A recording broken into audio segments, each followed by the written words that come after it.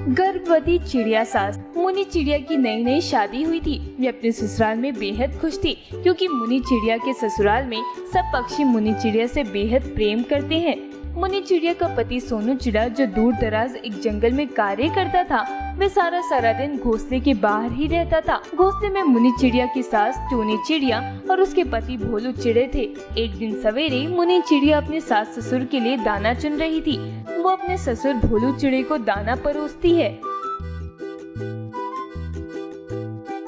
अरे वाह बहू, तुम्हारे हाथों का दाना खाकर ना दिल को बड़ी प्रसन्नता मिलती है। जब से तुम इस घोंसले में बिहा कर आई हो, हमारा ये घोंसला तो चांद की तरह रोशन हो गया है। हम बड़े भाग्यशाली हैं कि तुम जैसी प्यारी चिड़िया हमारे घोंसले की बहू है। भाग्यशाली तो मैं हूँ बापूजी, कि मुझे इतना प्रेम करने वाला परिवार मिला है। इतनी खुशी तो मुझे अपने घोंसले पर भी रहकर नहीं मिलती थी, जितनी खुशी आप सबके बीच रहकर मिलती है। बहू, अब तुरंत हमें एक पोता दे दो, ताकि हमें भी संसार में दादा दादी बनने का सुख प्राप्त हो। अरे बहू, मैं तो कहती हूँ अब तुम्हें अपने पति के साथ उस दूर वाले जंगल में घूमने चले जाना चाहिए, जहाँ विवाह के बाद हर शादीशुदा पक्षी जाते हैं। मैं आज रात ही सोनू पुत्र से कहती हूँ और आज रात ही तुम दोनों निकल जाओ। तीनों के बीच काफी समय तक बातें होती रहती हैं। देखते ही देखते रात हो जाती है। सोनू चिड़ा अपने कार्य से लौटकर अपने घोंसले आता है।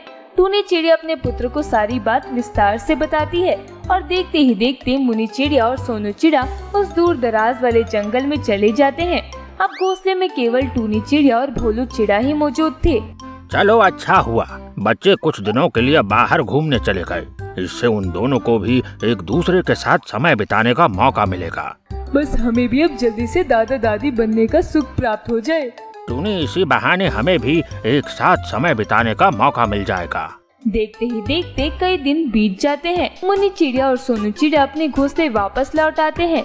अगले ही दिन सोनू चिड़ा अपने कार्य पर चला जाता है। और बहू, कैसा रहा तुम्हारा सफर? वहाँ मौज मस्ती की या नहीं? माँ जी, आप दोनों की हमें बहुत याद आ रही थी वहाँ। अगर आप दोनों भी हमारे साथ वहाँ आते तो बहुत मजा आता। अरे बहू, वहाँ केवल तुम्हारी उम्र के पक्षी ही जाते हैं, वह हमारा क्या काम? मुनि चिड़िया अपने कार्य में व्यस्त हो जाती है। देखते ही देखते कई समय निकल जाता है। एक दिन मुनि चिड़िया रसोई में कार्य कर रही थी। तभी कमजोरी की वजह से मुनि चिड़िया को चक्कर आ जाते हैं। ये देखकर टूनी चिड़िया बहुत खुश हो जाती है। अरे वाह, बहू को चक्कर आए, इसका मतलब खुशखबरी है। चलो, मैं बहू को तुरंत वैद्य जी के पास लेके जाती हूँ। अरे बहू, क्या हो गया? माँ जी, थोड़े चक्कर आ गए, लगता है कमजोरी की वजह से आ गई होंगी। बहू चलो मेरे साथ, हम वैद्य पक्षी को दिखा आते हैं। अरे नहीं नहीं माँ जी, मैं अभी ठीक हूँ। इसके लिए वैद्य पक्षी के पास क्यों जाना?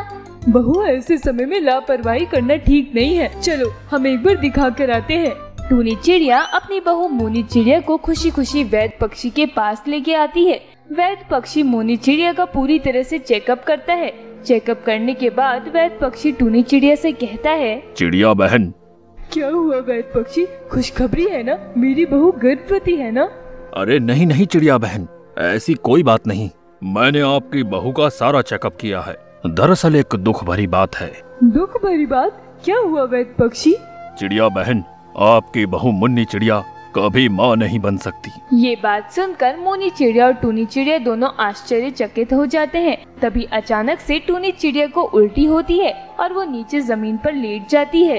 अरे माँ जी, क्या हुआ आपको? अरे वैद्य पक्षी, अरे देखिए ना क्या हुआ मेरी माँ जी को। वैद्य पक्षी टूनी चिड़िया का बड़ी बारीकी से चेकअप करता है। चेकअप करने के बाद, क्या हुआ वैद्य पक्षी? मेरी माँ जी ठीक तो है ना? बोलिए ना वैद्य पक्षी, क्या बात है?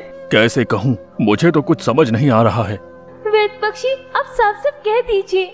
मुन्नी चिड़िया बहन, आपकी सास गर्भवती है। ये बात सुनकर मुनि चिड़िया और टूनी चिड़िया के होश उड़ जाते हैं।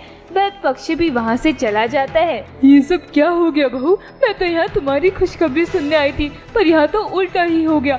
अब मैं क्या करूँगी बहू? अगर बाहर समाज वाले पक्षियों को इस बारे में पता चला कि सास होकर भी गर्भवती है, तो सब मेरा कितना मजाक बनाएंगे, कितना हंसेंगे मुझ पर। माँ जी, मेरे नसीब में तो संतान का सुख नहीं लिखा है। अब आप गर्भवती हैं, आप ही अपनी ये आने वाली संतान दे दो, ताकि हमें भी संतान का सुख प्राप्त हो सके।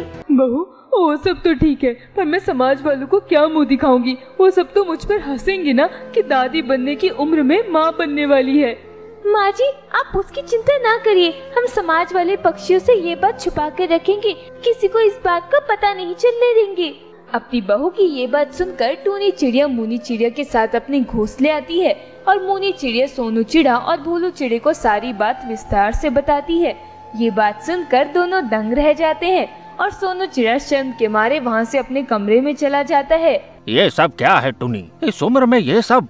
अरे आस पड़ोस वाले पक्षियों को ये पता चलेगा तो सब हम पर हंसेंगे। तभी मुनी चिड़िया अपने ससुर को भी समझाती है और भोलू चिड़ा अपनी बहू की बात मान लेता है। उस दिन से मुनी चिड़िया अपनी सास की बड़ी सेवा करने लगी।